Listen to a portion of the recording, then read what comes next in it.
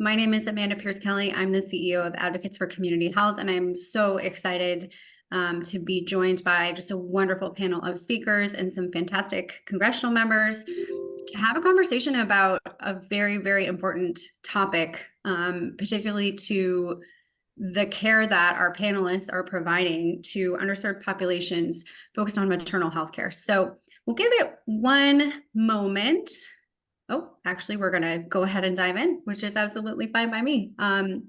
So really just to kind of walk through the quick agenda today, and to start, we are focused on the health center program and the specific role that health centers play, FQHCs play in providing maternal health care to their patient populations. Advocates for Community Health is a national membership organization for health centers, particularly large organizations, but in fact, open to all at this point. And over the course of the last few years, we have been struck by just how important and vital the maternal care services our members and health centers in general are providing across the country to those most in need. And that being said, some of the barriers and the challenges that they face in continuing to provide this care, which they miraculously in some cases continue to do in spite of those challenges and barriers. And so the conversation today is really that. It's to get into that conversation. I am going to pause, though, for a moment because we are joined by Representative Takuda, and as one of our fantastic leads for the bringing everyone together today. And I know that the Congresswoman is here. She's serving the 2nd District of Hawaii since 2023 and is the Democratic co-chair of the Congressional Rural Health Caucus. And I know she wants to provide some remarks to get us started here. So Representative, can I turn it over to you? Absolutely. I can't see myself, so hopefully I look okay. There we go. All right. Thank you so much for having us. I'm not sure if Representative Kelly is on the line first, or if she wanted to give remarks. Do you see her in there anywhere? I do, and I'm happy to yield to Representative. It's fine. Yeah, Robin, why don't you go first? You take it away first. It's great to see you. We were just on the floor together. Okay. Well, hello, everyone. It's great to be with you and great to be with my colleagues. One of my biggest priorities in Congress is to alleviate healthcare disparities and ensure equal access for every American, no matter their zip code, the color of their skin, or their gender. And barriers to healthcare perpetuate cycles of inequality that impact all of us. In 2022, over 800 women died due to maternal causes. A majority and disproportionate amount of those women were Black and Indigenous women. Hospitals that offer obstetric care in rural areas are closing, creating healthcare deserts. And one of the wealthiest nations in the world, there's no reason why our maternal death rate should be 3 times greater than our peers. And my district is urban, suburban, and rural. I start on the south side of Chicago and go about 3.5 hours south. So I have over 2,000 farms in my district. So I know rural, Jill, also.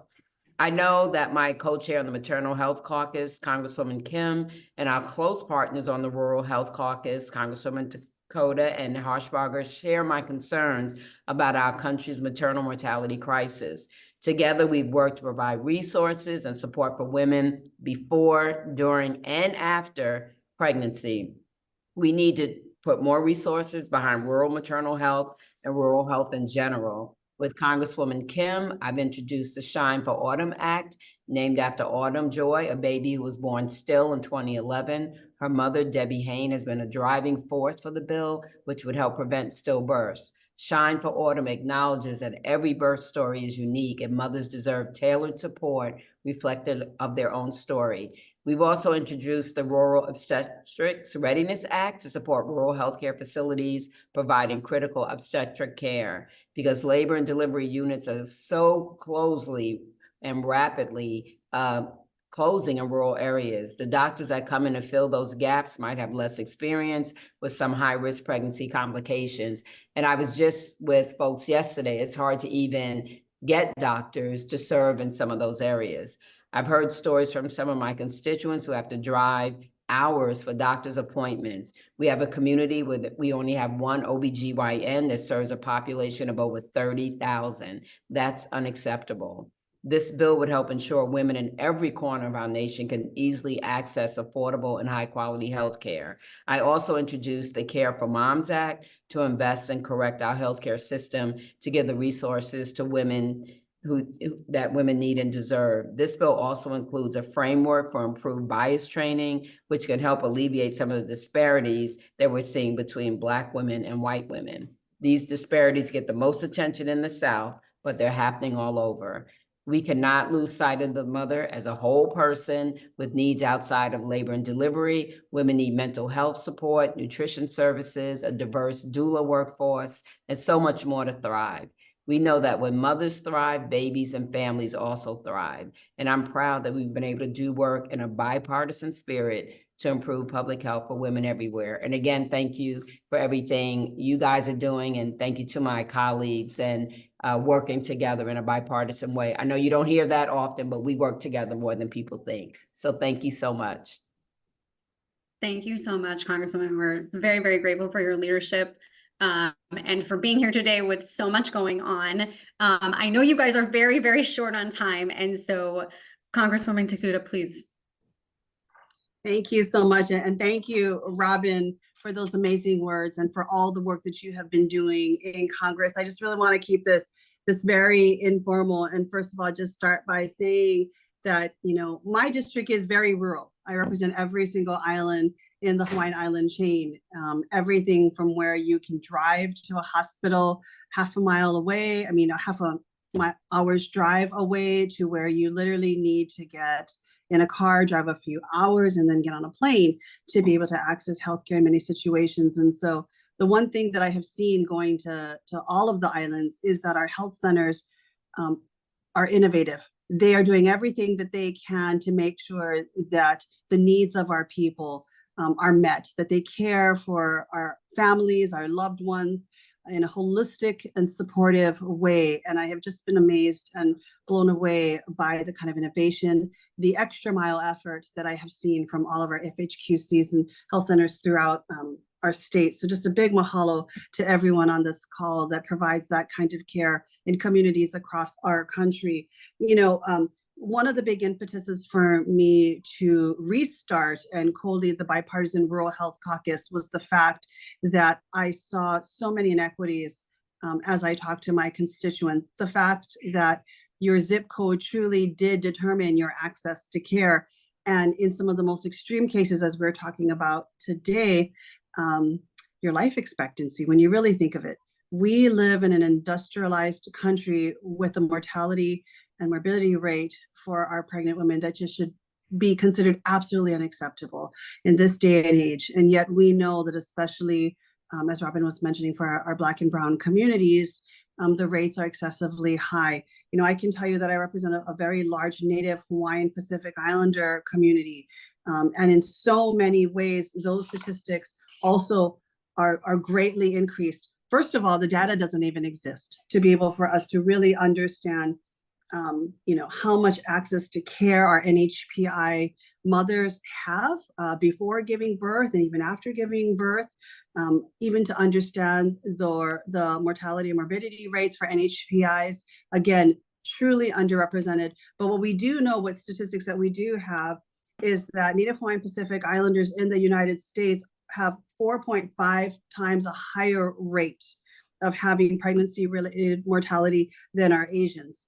In our non-Hispanic community, we're 5 times more likely than Latinos to experience, a pregnancy-related mortality as well. And this is just what the statistics we know. And sadly, we know these are actually underrepresented of the kinds of impacts that our NHPI mothers are experiencing in the community. We know already that 1 in 7 mothers experience postpartum depression.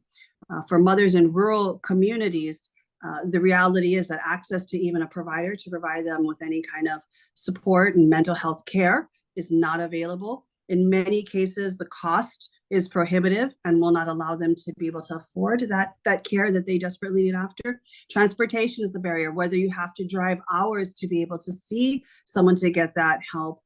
or fly in my cases, or get on a ferry. That makes access, again, very difficult. And also, in many cases, just basic childcare. There's so many barriers facing, especially our rural mothers out there, when it even comes to postpartum depression and making sure that we meet their mental health needs, that we've really got to start to address. In 2019, I remember reading a study that found that Indigenous women are 87% more likely to experience postpartum depression or anxiety than Caucasian women. And yet at the same time, they're far less likely to seek the help that they need. One, because of access to care and where they live, or two, because of other cultural types of barriers. Shame is a big issue. The stigma around this is significant and keeps people away from that kind of care. And we've really got to overcome those barriers. Again, when we take a look at all of these things, to me, health centers really are the solution and have been the solution. In many cases, they've been the stopgap when traditional care institutions and even medical treatments and practices have not sufficed. And so if any of you on this call, I can't see you, have been to Lanai before, one of the islands in our chain, we have about 3,000 to 4,000 people living there right now. They have not had an active maternity ward since 1990. So that's quite some time that they have been operating without a proper OBGYN facility on the island, which means that since that time, you can literally count on one hand how many babies are born on Lanai in a given year. In fact, they don't want it to even hit 5 digits. They want it to be 1 or 2. So if you're an expectant mother on Lanai, you need to fly off island to be able to give birth to your child and get that care that your child needs. If you have any kind of difficult pregnancy, complex pregnancy, you need to literally be shipped off island weeks and weeks before your delivery date. That is thousands and thousands of dollars that for many mothers, they just simply cannot afford. They often go alone. I've heard heartbreaking stories of young mothers on the Cessna 9-seater plane flying back by themselves with a newborn infant, because the reality is they couldn't even afford to have their husband or a loved one or a mother with them traveling, because it's often about $350 to $400 a round trip to get from Lanai to where they are likely giving birth in Honolulu. So if you can just imagine those kinds of costs and transportation barriers on a young family, it is very difficult, as many of my constituents say, to be born and to die in the place that they love. And especially in our conversation today, to be born and to be able to have your baby and have treatment before and after care is very difficult. The lifesaver has been the Lanai Health Center and our FHQC there that's been able to provide a lot of hybrid care, working directly to make sure that with the OBs, they can do ultrasounds on islands, they can talk young mothers and their family members and caregivers and spouses through what the doctor is telling them, provide that care during the pregnancy process and especially the aftercare as well. As I've mentioned before, and I know you'll have a lot of conversations today, to me, health centers, truly, you are the lifeline. You're the innovation that we need in so many of our rural communities, and you are bridging a lot of gaps for our brown and Black communities, our Indigenous communities that sadly suffer the most when it comes to mortality and morbidity rates amongst our pregnant women in this country. You're making the difference. So I truly thank you for that. We've got a lot we've got to do to make sure we support our health centers. We've got to look at workforce support programs. We have to look at reimbursement rates that are going to be more than adequate. We can't even get to adequate right now, in my humble opinion. We've got to make sure that we're looking at every possible way to make sure that telehealth and even audio is provided for, so that that holistic treatment of care that you want to provide to expectant mothers and their caregivers, you're able to do that. And again, that innovation is really key. How can we address some of the transportation barriers to get patients to where they need to go or bring providers in to our rural communities? But also, and I'll just put this out there, what some of our FHQCs are actually looking at is actually building up housing as well. And they've invested in that so that when it comes to making sure that they've got providers available in very expensive communities like ours, where real estate is a premium, you can make sure you have the doctors and professionals that you need to be able to support our active health centers out there in our rural communities. So I've talked a lot again today, but just truly appreciate all that you do And please know that the Bipartisan Rural Health Caucus, Diana Harshbarger and I, we truly appreciate all that you do and look forward to working with you to proactively passing policy, solutions, resources that we all need to be able to better serve our communities out there. So thank you, everyone, and really appreciate this opportunity. Mahalo. My goodness, you both, Representative Kelly and Representative Takuda. It's hard to have a smile when we're talking about such important issues and so many barriers and challenges, but I cannot thank you enough for understanding the role that health centers play and how they serve as a solution and the need to enact policy to support them in doing more. So I just thank you so much. I know there's a ton going on. We're so grateful for your time.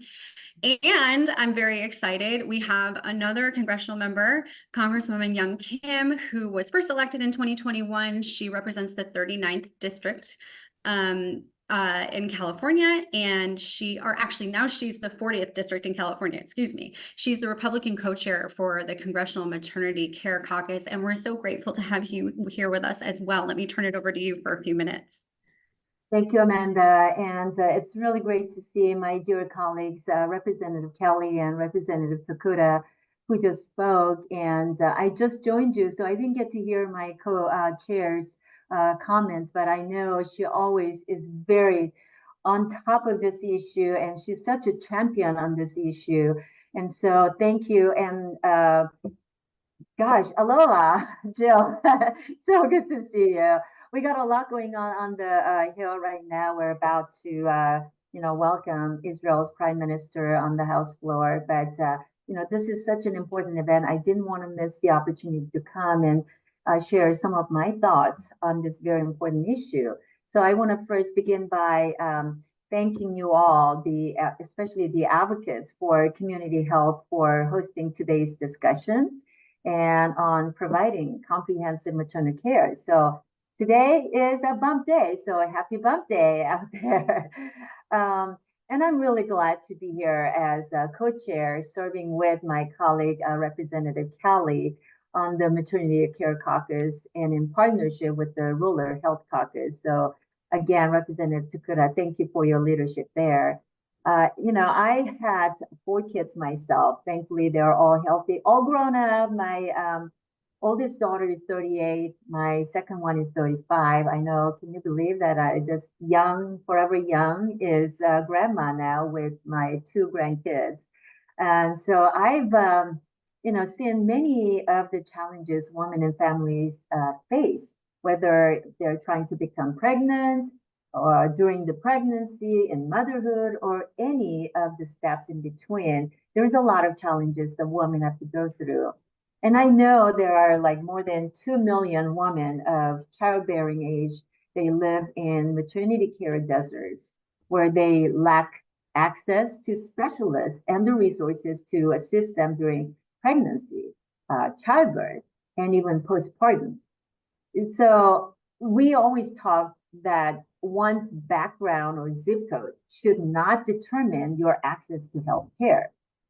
But unfortunately, we see gaps in access to care, especially for women in rural areas and other underserved communities. And that leads to more stress and uncertainty.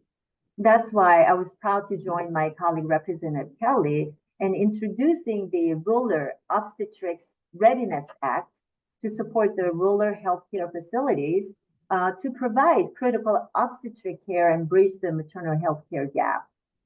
And I also introduced bipartisan bills such as the Shine for Autumn Act, so we can increase education, help with the data collection on stillbirth, so we can save lives. And the National Nursing Workforce Center Act to support our maternal care frontline workers. And this one is really important because we've seen so much shortage in the nursing workforce area. So hopefully this legislation through the 4-year pilot program, we will be able to hopefully build up more workforce in healthcare frontline.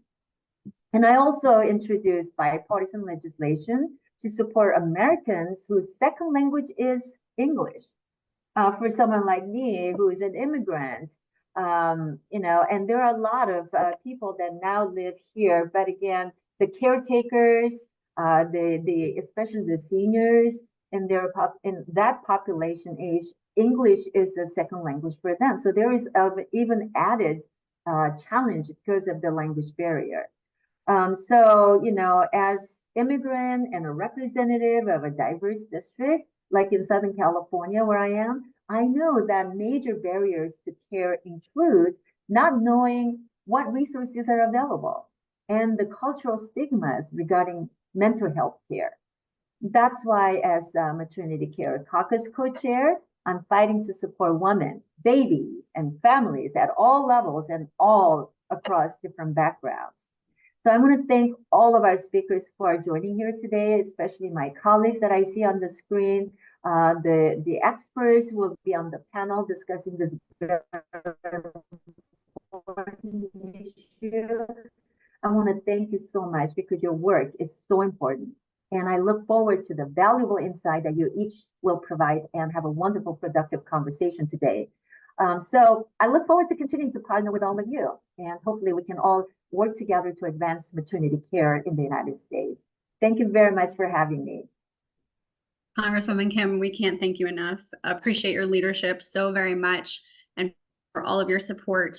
All of you said what I would say is that this is a truly bipartisan issue. There is full recognition, certainly across the wonderful congresspeople we have today and all of your leadership. But I think in general, just the recognition that there is so much work to do to address the challenges and the barriers that exist around maternal health, specifically for people of color and underserved populations. And again, going back to the role that health centers play in serving as that solution. They're already doing it, but we need to do better. There's so much more we can do. And again, especially given how much is going on today, we just cannot thank you enough for being with us and for all of your leadership. We hope you can stay and hear the conversation, but we also understand if you have to scoot to your next meeting, be safe today. Obviously, there's a lot going on. But again, just enormous gratitude to all of you for all the great work you're doing. And we will be in touch to follow up for sure. Thank you. All right. Well, let's dive in. I'm going to move us pretty quickly through these first few slides because I want for our wonderful panel of speakers to dive into their remarks. So we have heard from our fantastic congressional leaders. I wish that I could hug all of you and just say thank you in person. Someday, maybe we'll do that. At least the big thank you, maybe not the hugs. But we are going to go through the remarks from our speakers. We have some fantastic health center leaders with us today from Tennessee, Arizona, and LA County. We'll have some time for a panel discussion, some Q&A. If you guys have questions, comments, remarks, please enter them into the chat. And we will take a little bit of time to talk about legislative asks. We're going to be pressed for time. There's so much to get through, but I'm excited to dive in. So we will keep it going here. I think I mentioned, we can go on to the next slide. I think I mentioned who we are. Advocates for Community Health is a national membership organization. We are entering our third year. We welcome you to check out our congressional priorities, but maternal health is certainly at the top of the list for us, among other things. We do serve federally qualified health centers, particularly larger FQHCs, but actually our membership includes all shapes and sizes at this point. And our goal is really to do as much as we can to support health centers and the patients that they're serving and the communities that they're serving. So let me dive into introducing our panel, and I'm going to give you guys a quick introduction to leave you hopefully more time to actually get into your remarks. So I am so happy to call out our panel. We are joined today by Dan Prevost. He's the CEO at Mariposa Health Center in Arizona. Dr. Purinda Khatri, she is the CEO of Cherokee Health Systems in Tennessee. And my dear friend and colleague, Louise McCarthy, who is the CEO of Community Clinic Association of LA County. Each of these speakers are doing incredible work to serve their communities and their patients, but specifically have maternal health programming and are in an incredible position to be able to speak to what's working, what they have been able to recognize as best practices, but also some of the barriers and the challenges that continue to exist in this space. And so I'm going to start, I believe, with Dr. Purinda Khatri to guide us through her experience serving as the CEO at Cherokee Health Services in Tennessee and what she has witnessed in her work in this space. So Corinda, I will turn it over to you. Thank you so much, Amanda, and thank you to the congressional leadership and everybody involved in this briefing and in advocating for better care for women, children, and families. So I'm delighted to talk a little bit about our work in rural Tennessee. We can go to the next slide. So I thought we would share where we are. We are in the East Tennessee. Our service area at Cherokee Health Systems reaches 25 counties. We have 20 brick and mortar clinics. We now have 2 mobile clinics for outreach. And we also do quite a bit of telehealth into particularly our most rural areas. One of the hallmarks of Cherokee Health Systems is our mantra, Cherokee goes where the grass is browner. We go where there is need, and there is a lot of need in East Tennessee. One of our key elements of our model of care has been integrating primary care, behavioral health. We've added oral health, vision care, pharmacy, and outreach. We talk about the creativity and innovation that comes in areas that are under-resourced.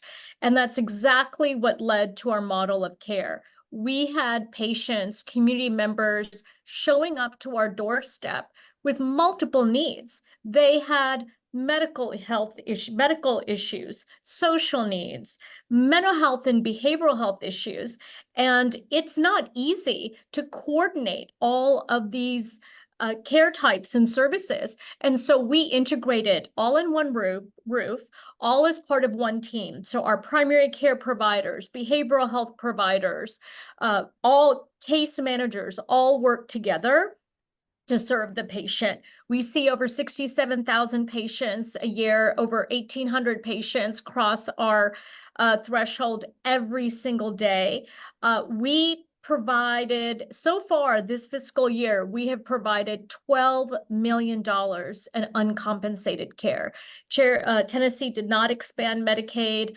We are, like many states, underfunded, and there are a lot of services we provide that for which there's no reimbursement at all. Next slide, please. The maternal health data in particularly rural Tennessee is very concerning. As you can see here, most of the counties in Tennessee are rural, and there is no access to OB care. In the counties we serve about 2,500 women for OBGYN care. If we were not in those counties, there would be nowhere to go for them. They would have to leave the county.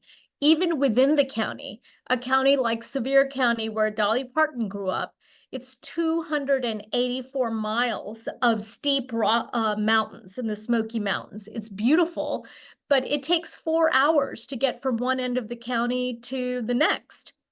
Another area of concern has been really the ravaging of the opiate epidemic in Eastern Tennessee. And I know that many of the communities you serve and represent have struggled and have been decimated by this epidemic as well.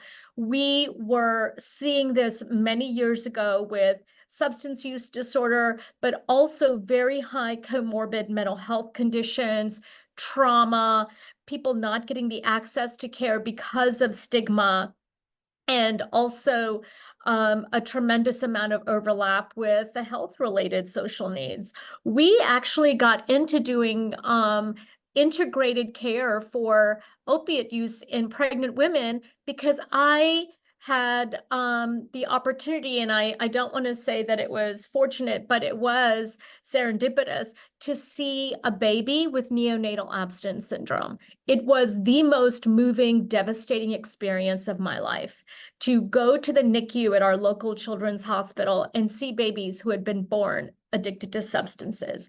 So because of that, I said, that's it, we're going to do it. So we built a team with addiction medicine specialists, OBGYN, behavioral health providers, pediatricians, family providers, all working together.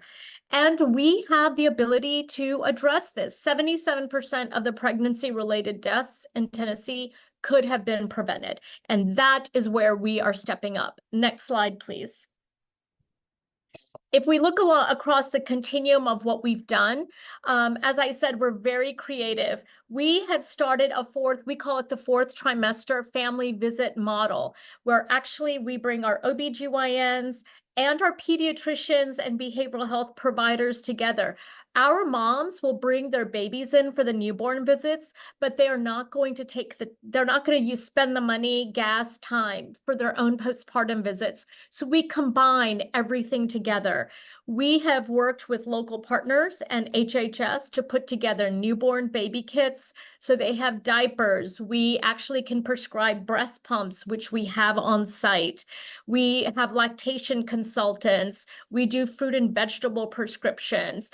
Our goal with our programs really is about providing more than a transactional service. We want to help support the family. So our book, brush, bath, and bed program is actually embedding in our well child checks examples and guidance. We give them books and toothbrushes about how to bond with your child, how to create a strong family unit. And our goal in doing all these things is really to strengthen the overall well-being of the families in our community. It's truly a gift and a privilege for us to do that. We appreciate all the support we have. We can do more. The need is there, and we're ready to step up to address it. So thank you so much for allowing me to share a little bit about our story here today. Thank you so much, Perinda. I think Perinda just scratches the surface of, again, sort of the realities that Cherokee faces, but frankly, FQHCs and health centers across the country, and how they are innovating and adapting in order to meet those needs, but frankly, where the resources just are scarce or don't exist at all. And that's a big part of the reason that we felt so strongly to bring everyone together to have this conversation today. I am very pleased to turn it over to Louise McCarthy, who again is the CEO of Community Clinic Association of LA County. I think she's going to speak to really what it looks like to have a very interesting mix of rural and urban. So Louise, over to you. Thank you, Amanda. Good afternoon, everyone. I'm really grateful for being invited to share our stories with you today. Now, I don't run a health center like the other panelists today. I run the support network for the health centers in Los Angeles County. And each year, these health centers serve 1.97 million patients across 88 cities and unincorporated areas. That's urban, that's high desert, that's suburban, you name it. And they serve 1 in 5 county residents and 1 in 3 Medicaid enrollees. 72% of their patients are low income, 92% are either uninsured or on public insurance, and over 87,000 are experiencing homelessness. So California, our state, ranked 23rd overall in a recent scorecard on women's health. So we're above the bottom, but there's room for improvement, especially for our underserved areas. We're doing well on some indicators like maternal and infant mortality, but we're at the absolute bottom on others, like ensuring that women of childbearing age have a usual source of care.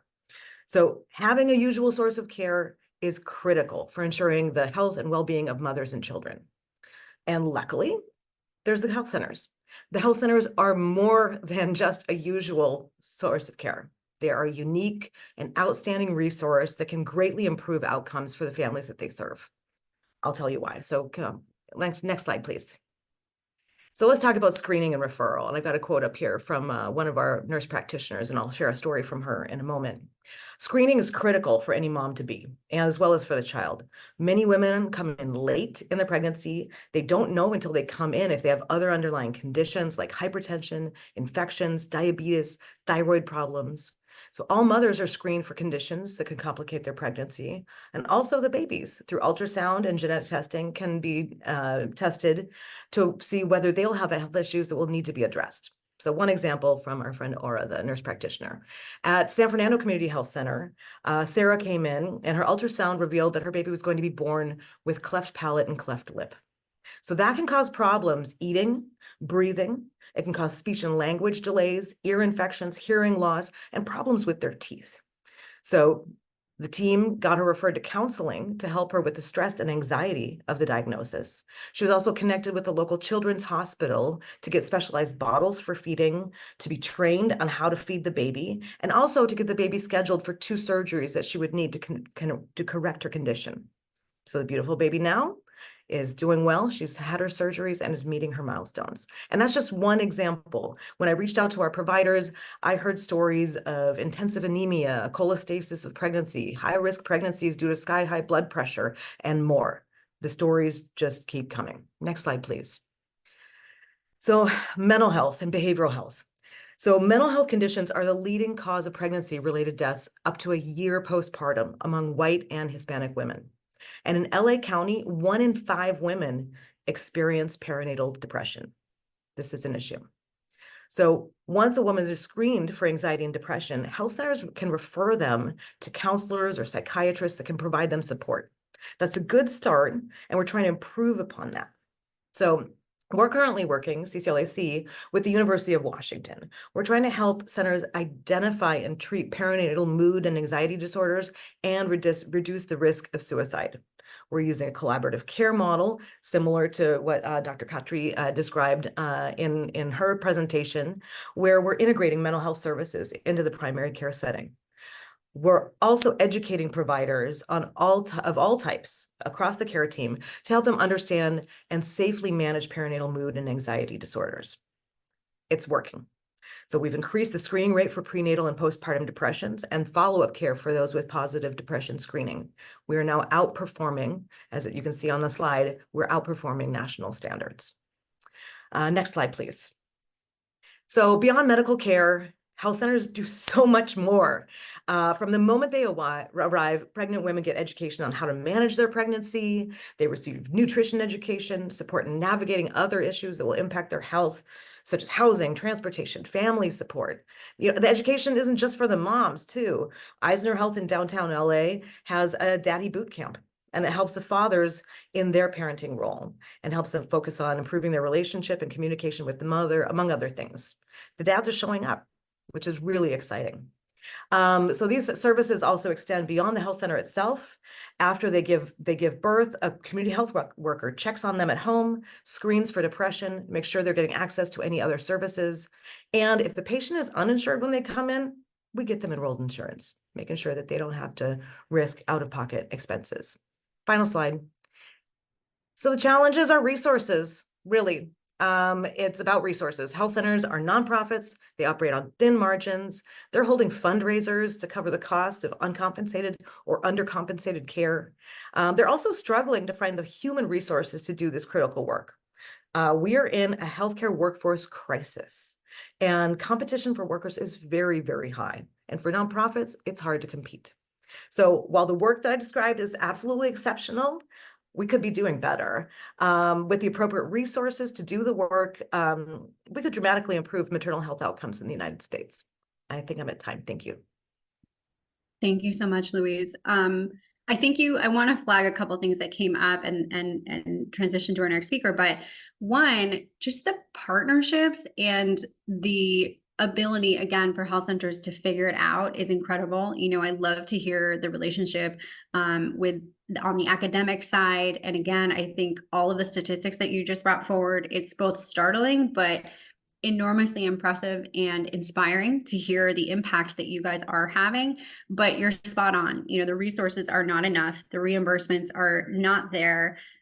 There are so many policy changes that are needed, and frankly, just the funding and the resources to support this work. ACH has some very specific requests and asks, and we'll get into that, but I want to transition to our next speaker.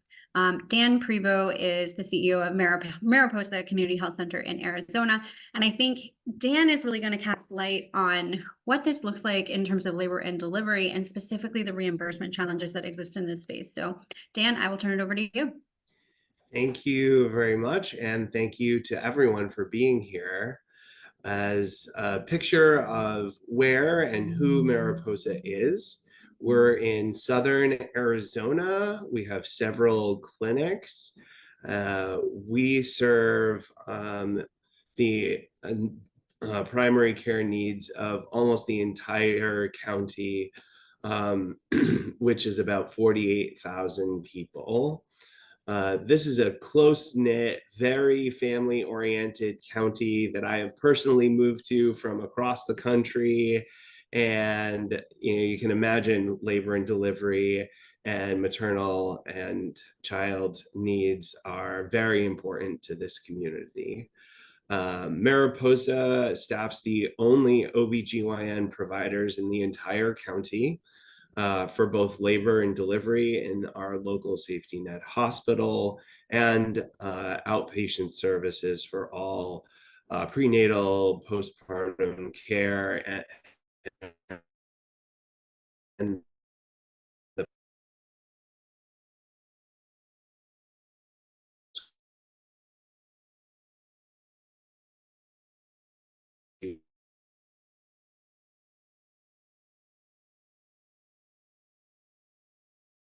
needs of the community. If we could go to the next slide. Okay. This is where I want to share a story. This is a real life story of the last employed OBGYN provider that Mariposa had that could do labor and delivery coverage before we nearly became a maternity desert amongst so many others in the country. We had a mom present to our local hospital with abdominal pain and vaginal bleeding. The on-call provider immediately evaluated her and determined that they needed to do an emergency C-section. This happened within 20 minutes. And working with hospital staff, providing blood transfusions and other procedures, mom and baby both made it through alive and healthy. The operating provider said, if this pregnant mom had to have been transferred to Tucson, I'm certain they, meaning both mom and the baby, would have died. And unfortunately, this is a common occurrence. And we're an hour and a half to 2 hours away to the nearest labor and delivery hospital outside of our county.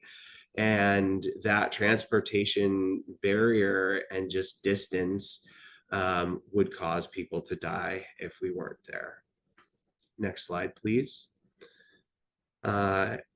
And to give a little bit more background and some data, Mariposa started our OBGYN program in 1987. Before it started, the infant mortality rate was about 12.8 deaths per thousand. And in recent years, it's held steady in the low 5.1% deaths per thousand range, which is below the state and national averages. All of this access to care has driven this success. Next slide, please. I mentioned that we lost our last employed OBGYN provider a few years ago. There's been a shift in the labor market to either focus on hospital care or outpatient care in the clinic, and a greater shift to work-life balance. We still, in spite of that, need to staff the hospital.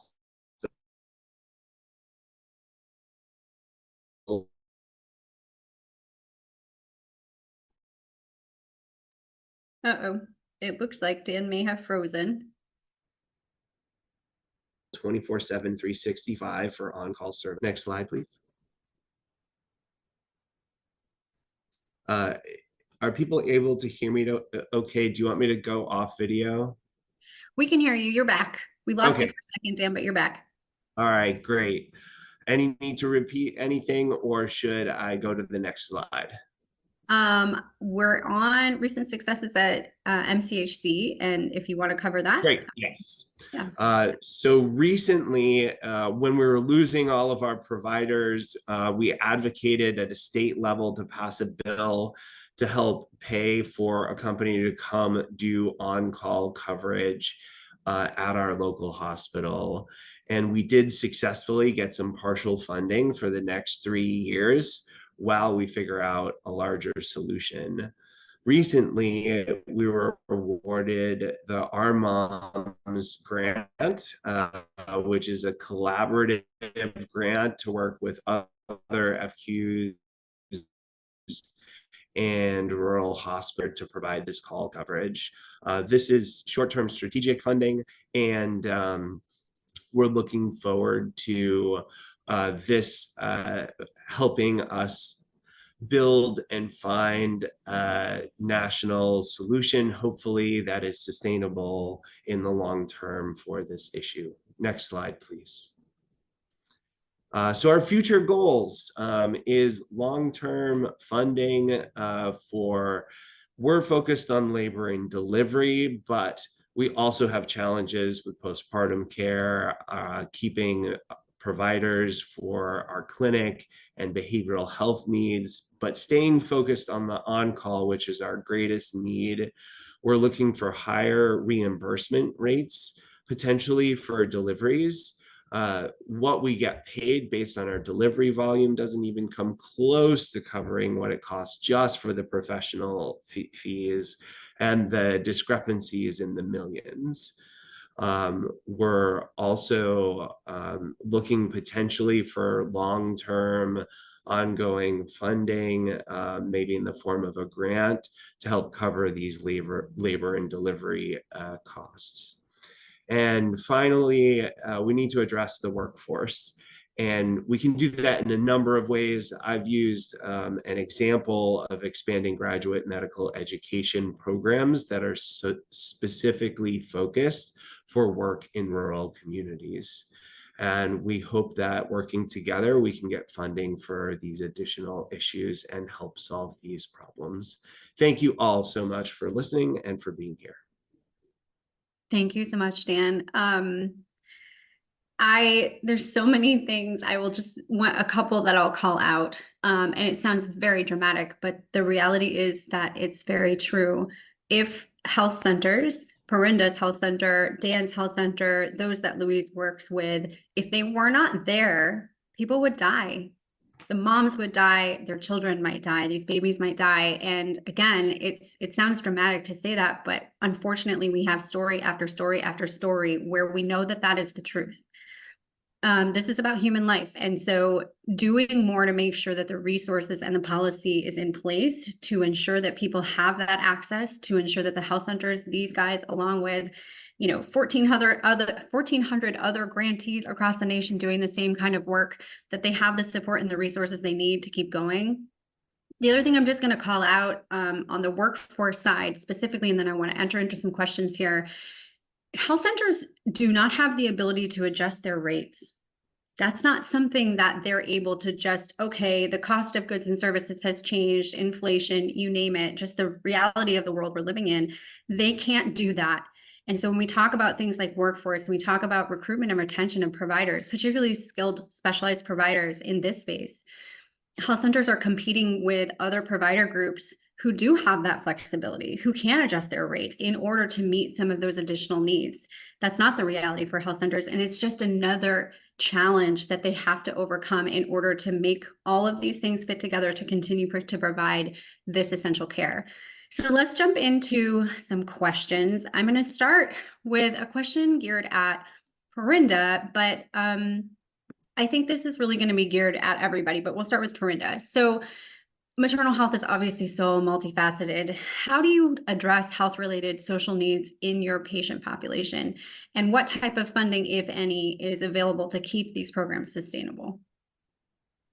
Thank you. Well, certainly for us, we have a number of health-related social needs, starting with something as simple as transportation to the health center. For us, for us, some of our patients have to drive 1, 2, 3 hours through the mountains to come to us.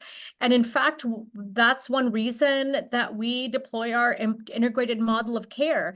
So when a woman comes in, she sees her OBGYN, she can see a psychiatrist, see the behaviorist, see the case manager, pick up her medications at the pharmacy. If we were not there, there's no way that she could coordinate all of those pieces. So we are giving gas cards. There's no funding for that. We don't have that. So we absorb that internally because we need to get those folks in. And so transportation is a major issue. A number of them are in pharmacy deserts. So we're expanding our pharmacy and moving into pharmacy delivery and home delivery as well as mail order, because so many mom and pop pharmacies have closed. So a number of them live also in food deserts and they grow what they eat. And so if it's a bad season or they may not have access to some nutritional and dietary materials, foods that they need. You know, we have food pantries. We have food pantries at every one of our clinics. There's no funding for that currently. And so, you know, we will use whatever resources we have through our 330 funding, but that does not go far. There's so much more we could be doing. So we're very creative. However, in terms of health-related social needs, I would say basic needs: transportation, food, clothing for baby, a baby thermometer. Every December, we go around asking for donations for baby thermometers, because a mom doesn't know when the baby's temperature is over 100 and 101. So when they call in and say, my baby's sick, we don't know if they should go to the ER, because they can't take the temperature of the baby when they don't have a baby thermometer. You think about very, very simple needs that actually make a huge difference. And so we're working very hard to get donations. A partnership with HHS and Baby to Baby is something that's very exciting for us, because we've got now baby thermometers that we can give to women at their last week before delivery or their first week after delivery. And it's those kinds of things that we've been relying on. But it's hard to do this at scale and meet the needs when we're kind of patching things through. So I'm going to chime in really quick, and then I want to offer another question next to Dan. But I will call out for those of you on the briefing today, the 340B program is a vitally important program to health centers. These are non-federal dollars, and there's a lot to this program that we won't get into today, but I will just say the dollars that come to health centers who use it exactly as intended to expand access for underserved patients and communities, those dollars help to address all of the things that Perinda just spoke to. So the $330, their grant dollars, are also vitally important, but you have to have both. And right now, there is extreme erosion of the 340B program, and it is having massive, massive damage on the health center program. So we'll stick a pin in that. But when we talk about important sources of funding, that cannot be without attention and must be part of the conversation. So Dan, let me turn a question over to you. I know we're running short on time, but I want to talk about workforce shortages and that, wow, particularly in rural areas, that challenge can't be overstated. So what are some of the concrete ways that we could address this in the short and the long term? I just want to underscore the 340B issue for one moment and say that we almost certainly would have become a maternity desert, and we would have our program would have had to have closed without the 340B dollars. I know that's not why we're here, and I want to answer your question. I just wanted to underscore that as something that's super crucial to us. The workforce issue is a truly challenging one. I want to, because of time, focus on one area of that. And there are several community health centers, including Mariposa in Arizona, that are interested in starting graduate medical education programs, as in residencies for people coming out of medical school. There are hundreds of people who graduate medical school and they don't get a residency and can't then go on to learn and practice medicine. One long-term solution is for us to create rural residency programs to develop interest in rural communities and help train the workforce for our specific needs. I started with the long term. The short one is very simple: funding and helping pay down provider student loans if they come work in rural areas. Thanks for the question. Thank you so much, Dan. Yeah, the Teaching Health Center program, which specifically works with health centers to build out the professionals to do this work, is vitally important, and also up for reauthorization here in just a few short months. So when we talk about funding, this is part of the greater picture and solution. I want to round us off with a question for Louise. Your health centers are obviously providing care to a very wide range of geographic diversity, as well as all kinds of other diversities, each of them with their own challenges. So from your perspective, what kinds of policies and resources would help ensure equitable maternal health care access and outcomes? Thank you for the question. And I'd love to say, community health centers, community is our first name, right? So when you think about that, the community health centers aren't going to move away due to a tax incentive to go to some other community. They're going to go where the need is greatest. And so funding the community health centers makes the most sense as far as thinking programmatically about this. And so from the federal standpoint, you've got the authorization of programs, you've got the funding of programs, the ability to expand access through programs that specifically target under-resourced, underserved, health professional shortage areas. All of this absolutely critical from the federal standpoint as far as authorize and fund. And additionally, on the federal side, we've got the Centers for Medicare and Medicaid Services, which is approving federal matches for state Medicaid programs. So those programs, like something we're doing now, it's been done in other states, adding things beyond traditional medical care to our Medicaid program. Those we've been getting approvals from CMS, and those types of approvals to be able to innovate within our Medicaid program is absolutely critical. The other thing that CMS can do is also it can put pressure on states to follow the federal rules. For example, states like California can choose not to pay for a mental health and medical visit on the same day, which we know that's integration, that's how it works the best. And so folks like CMS can definitely encourage states to follow federal guidelines. Thanks so much, Louise. We actually had ACH had a really good conversation with CMS about exactly that just a few weeks ago. So that's top of mind for us too. I do want to remind folks, if you have, I know we're getting down on time. If you have questions, please put them in the chat. If folks have a little bit of extra time, we're happy to take those up. Just in light of the time, though, for some that may have to leave, I want to call out a few things that ACH is very focused on. And so if what we're talking about, what are the specifics here? What do we need to do? Really, it does come down to funding. That may sound broken record. There's a lot of different ways that funding can come in. But at the end of the day, between the coming end of the fiscal year and the reauthorization of the health center program, funding for health centers and this type of care is very much on the table right now. And so the importance of not just a small increase, it's really about making a sustained investment over the course of time, because predictability with this is also vitally important. But health centers have not seen an increase in funding in a decade or more.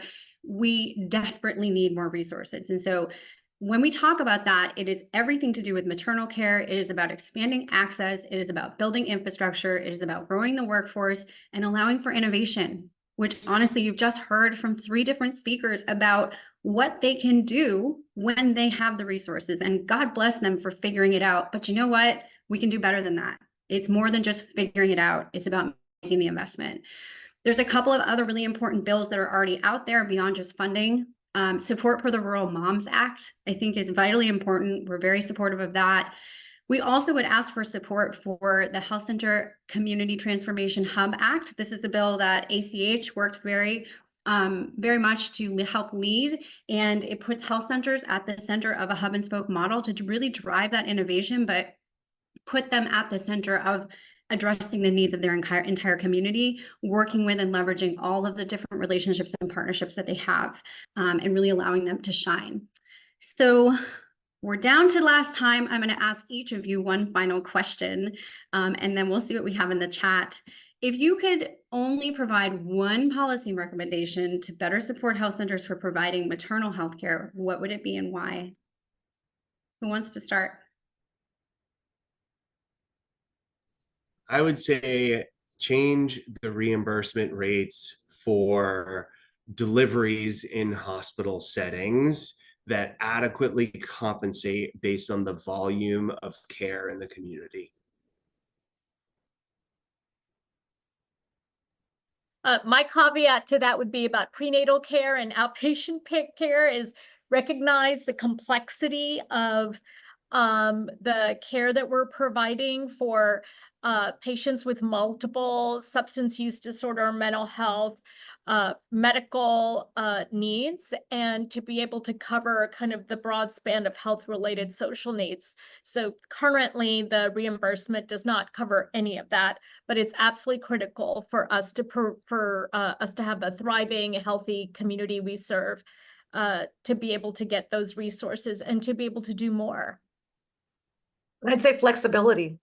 Yes, to what my colleague said as well, but allow for flexibility for communities to come up with the solutions that they need and not be stuck in incredibly prescriptive formulas, so that we can only access funds if we jump through certain hoops and do something a certain way on a certain day.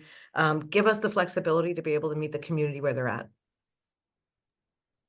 And I would echo that and just raise that health centers document every single dollar that comes through their system. And so when we talk about where and how are those dollars used, it's very easy for them to say it's going back into patient access and patient care. And so that flexibility still comes with accountability and transparency. And so when we talk about just let health centers do what they do well, that's the most important thing. They will respond and meet the needs of their community. They just need the support and the resources to do it. I'm going to stop us here just in light of time. I want to again say thank you so much to our congressional leaders, Congresswoman Kelly, Congresswoman Kim, and Congresswoman Takuda, for joining us today and bringing such fantastic remarks and recognizing the vital role that health centers play. Please be in touch with Advocates for Community Health, ACH, myself and my team. We are happy to share more information. I think in the chat, there's a link to a one-pager on maternal health and the discussion today specifically. And then, of course, thank you to our speakers for joining us today, but honestly, for leading the charge in the communities that you're serving. There's no way that this issue would be at all pointed in the right direction if it weren't for the three of you and your colleagues and all the health centers around the country. So major thanks to you and to everybody for joining us today. And we look forward to continuing the conversation and doing more good, especially in the policy space. Thanks very much, everybody. Have a great day. Thank you.